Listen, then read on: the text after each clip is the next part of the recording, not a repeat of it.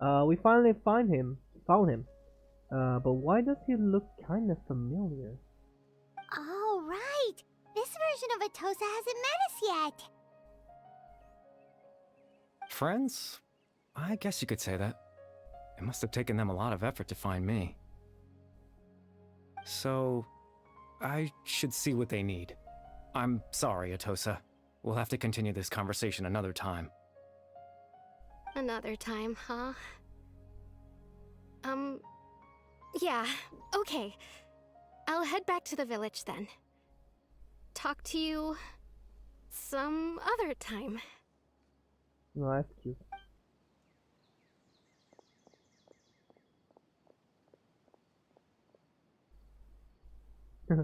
He didn't want to reject her. Man. It's nice to see you, Traveler.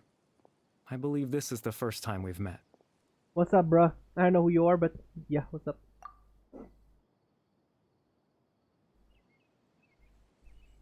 Factoring in the memories, the Abyss Order, the Loom of Fate, and everything else, I need to think of the one person that can connect all of this together.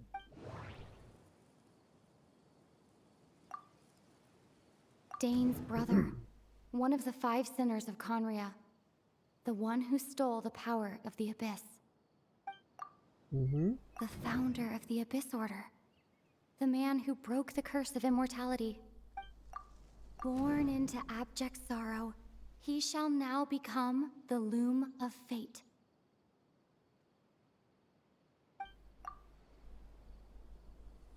Really? No. That doesn't seem right. I need to think about this some more. I definitely thought it was him. Well, yeah, that's definitely did.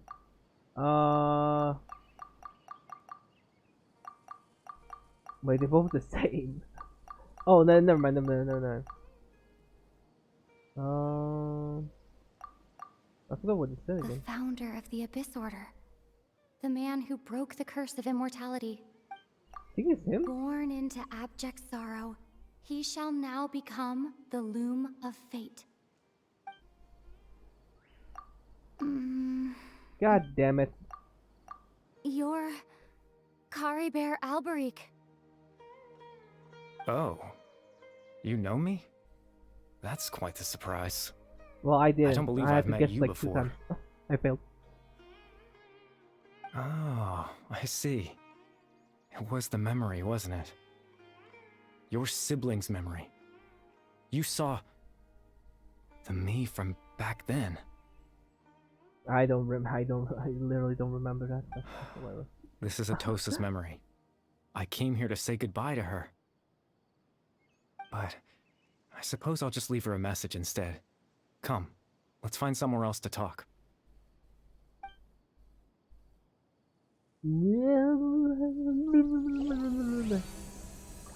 Huh? What is it? Oh,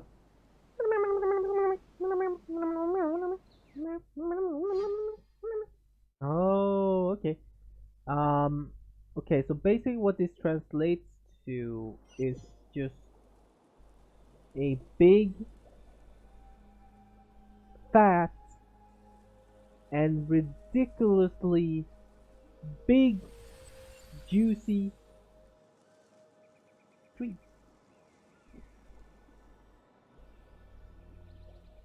It's so peaceful here.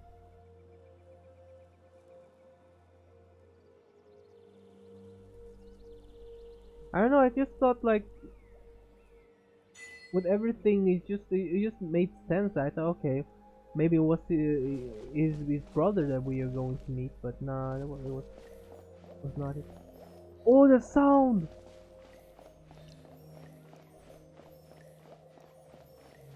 Oh my god, it's literally like well, come on, I mean we kind of like in a dream realm sort of thing, but still, I was gonna say it sounds like you're in a dream, but you're literally in a dream. Psycho. Oh, hey, see you, bro. Hey, see you, man. I'ma head out. I'm going my way. Oh, god dang it. Okay, fine. You put a spiritual barrier around here. I see how it is.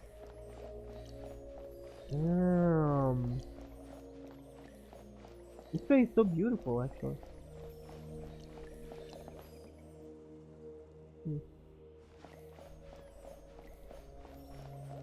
Alright, dude.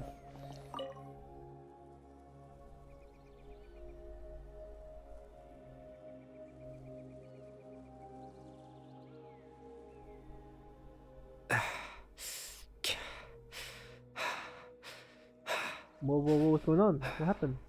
What is this place? I suppose you could call it the realm of my consciousness. I'm someone who no longer exists in the real world after all, as you well know. You look quite exhausted. It's nothing. I still have enough strength to play the part of a good host. I've always hoped that I'd get the chance to talk to you like this, and now, the time has finally arrived. This is a rare opportunity for me as well. I should try to learn as much information from Calibert as I can. Calibert... No, it's not the same guy. Was it? They had the same...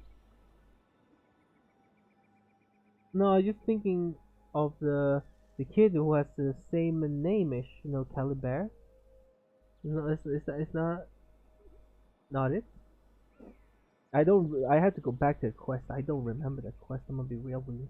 I don't remember that quest. What exactly happened to you? What exactly is the loom of fate? Extreme sorrow and pain. No, I don't think I have a connection there. Hope and regret coursing through your veins. And a degree of abyssal power that defies comprehension. Father told me that once I possessed all those elements, I would become the loom of fate. It is, I think. But, despite his intentions for me, I never truly became the loom of fate.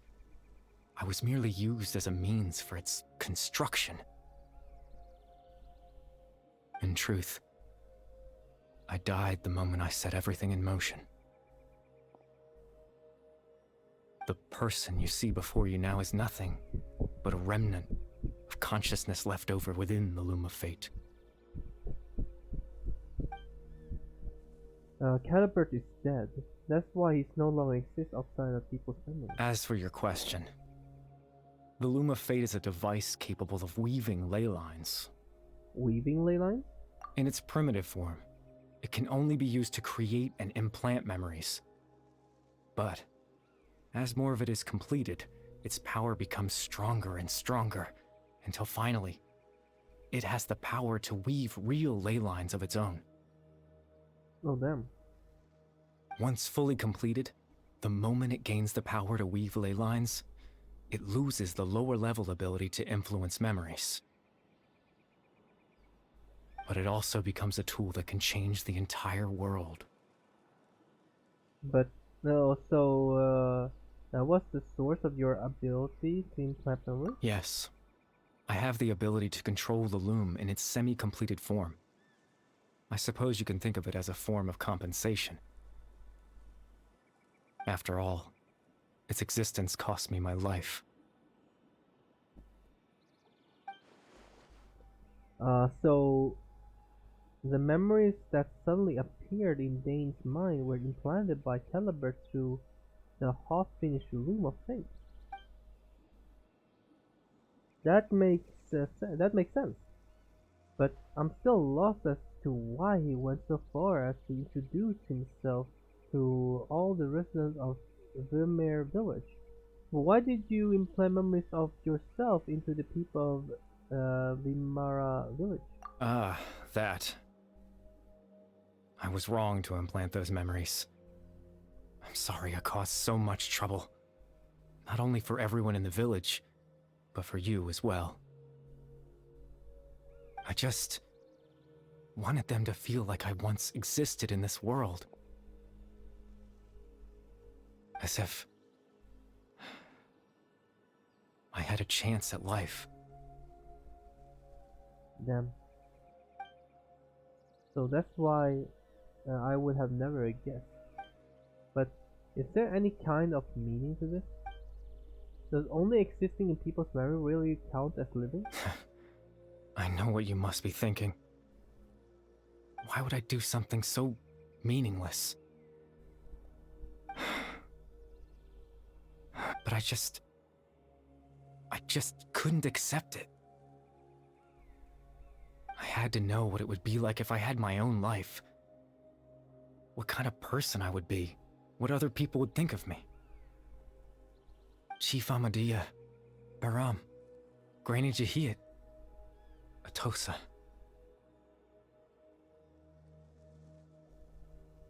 Damn, that's cute. Aww. What would it be like if I could live alongside them? No cataclysm, no curse. Just a quiet life in a peaceful village. I was curious, so I selfishly tried to have my own life. Even if... Wait, I saw two kids there. Even if that meant piecing together the version of myself that could have been. Was that supposed to be one memory him at a time. Atosa? I know it sounds stupid. After all, my life ended a long time ago. Any chance at living was stripped away from me when I was 8 years old. My consciousness left to mature in an illusory world of nothingness. Even the form you see before you was nothing but an invention based on my father's appearance. An imagined version of what I would look like if I had the chance to grow up. Taliban. In the end, this all stemmed from the tragedy that occurred in Kanya back then. You know, everyone is looking for you. I know. But there's nothing I can do to make them find me. If I could exist in the real world, I would return without a second thought and surprise them with the suddenness of it all. But, well, that's not possible for me. Well, as I understand it,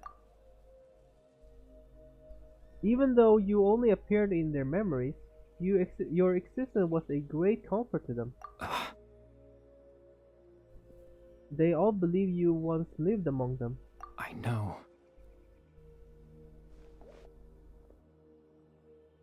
Well, now that I've found you, let's continue this conversation some other time. Dane might still need my help. Captain Dainsleif? Twilight Sword, you mean?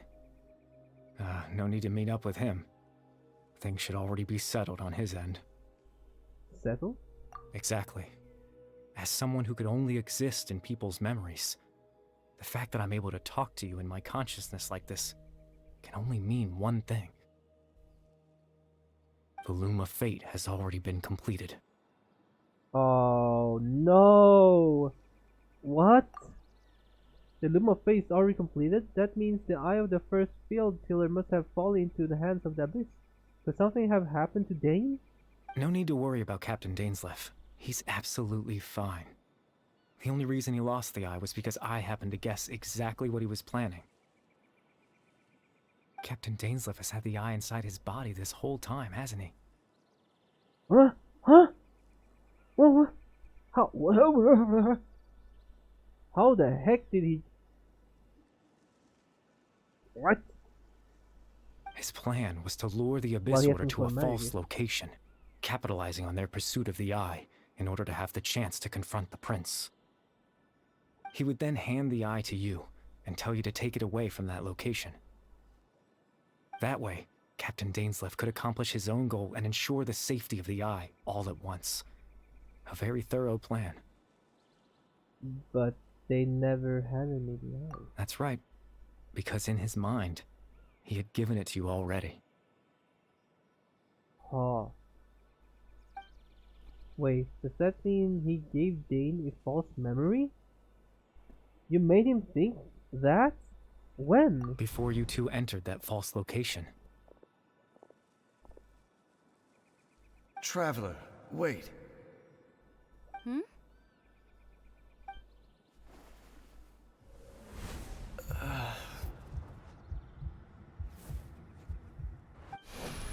We've no time to lose. Let's head inside.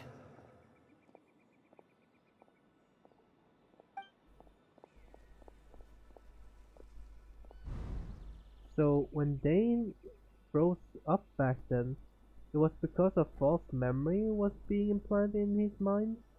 No wonder. That was when I Didn't implanted we the already memory think of of him that though? handing you the Really? eye. Given the tense situation at that time, Captain Dainsleif failed to notice anything out of the ordinary, and took that memory to be real. I'm sorry, Traveler, but I needed the Loom of Fate to be completed. And to do that, we had to retrieve the eye. Dane had the eye this whole time? Until the Abyss Order took it away. Had it the whole time until the Abyss Order took it away. I'm not sure there's anything we could have done. Now that the Loom of Fate is complete, what are you planning on doing with it? I promise I'm not trying to conceal anything from you, but I truly have no idea what the Prince is planning. Tevat's ley line system is deeply entrenched in the planet. Creating new ley lines can neither replace nor extend the ones that already exist. Wait.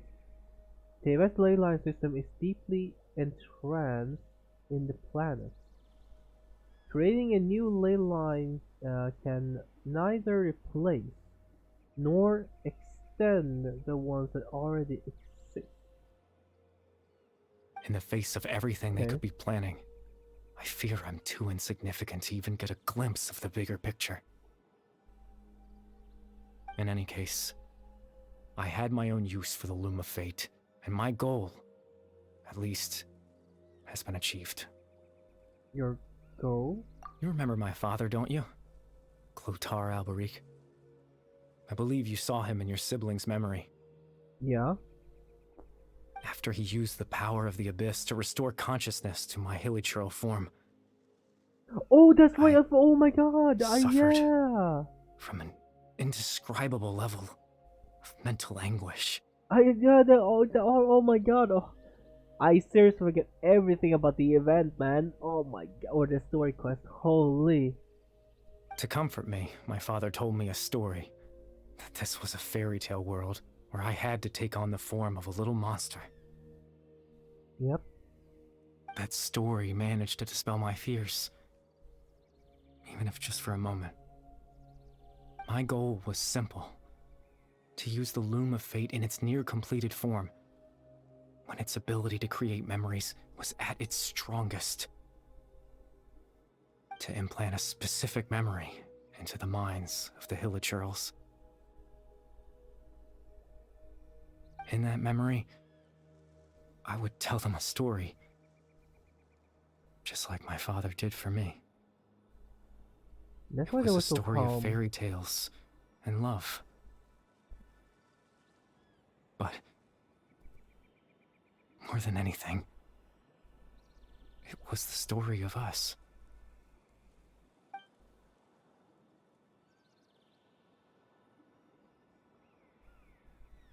So the thing that caused the Hilcher to calm down back then was Carrie story.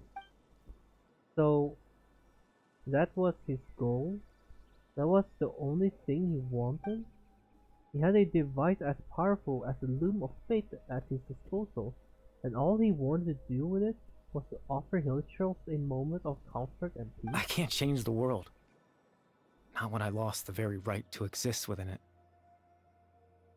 Implanting those memories, that was the most worthwhile thing I could offer. Perhaps. I think it was very meaningful indeed. All that's left of my existence is a wisp of residual consciousness tied to the Loom of Fate. In truth, that trace of my consciousness should have dissipated long ago. My goal was the one thing that allowed me to hold on all this time. But now, the bedtime story is finished. And it's finally time to rest. Wow, guys! That is the story quest's name! Bedtime story! Oh my gosh!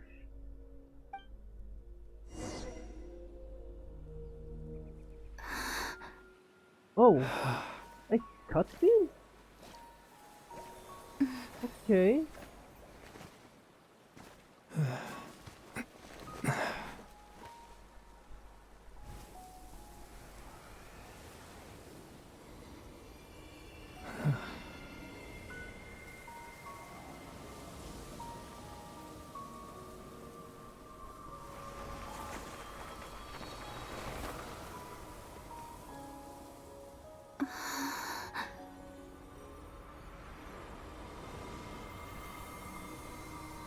Well, goodbye. Well, you're already gone, but I mean, Looks like I was too late to see Kari Bear one last time. Ether. Stab him, Lumi. Stab him, Lumi. Do it. Do it. He's not real.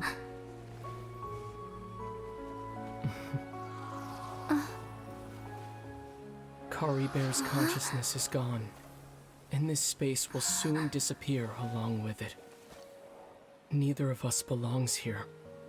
That's why we're not tangible. Yep, makes sense.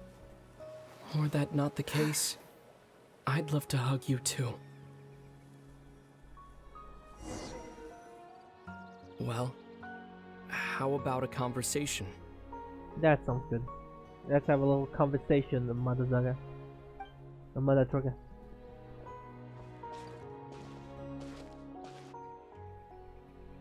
The chance to just stop and talk like this is certainly not easy to come by. Wouldn't you agree? Yeah, I almost can't believe it's real. That battle earlier was tough. The one against Dane, I mean. I didn't expect that after everything, he would still hesitate to raise his sword against me. Damn. Were it not for that, perhaps I'd still be no match for the Twilight Sword. Even after 500 years. Yeah, that's a big might though, so... I mean... I would assume that Dane is still more powerful than us, then I guess, because, you know... what exactly are you planning? What are you going to do with the Loom of Fate? The Loom of Fate, huh? I still haven't found a way to utilize it to its full potential. But there's still time. Before the heavenly principles awaken. The Heavenly Principle are still asleep? Yes. For 500 years now, ever since the cataclysm in Conria, there's been no sign of activity. Not long ago, you witnessed the Hydro Archon destroy her divine throne, yes? Yeah. Such a flagrant disregard for the rules, and still Celestia took no action. I suppose that's proof enough of the Heavenly Principle's situation. But how do you know about this? Well, yeah. How does Ether know about it? Is it with the Loom of Fate or something? He can tweak into our memories or something? Or wait, what? How does he know? However, the Heavenly Principles will awaken. We just don't know when that will be, or what might trigger it. You really hate the Heavenly Principle, don't you? You could say that. Just look at Kari Bear. He was so pure and single-minded. The space we now find ourselves is a perfect representation of who he was. Quiet and peaceful.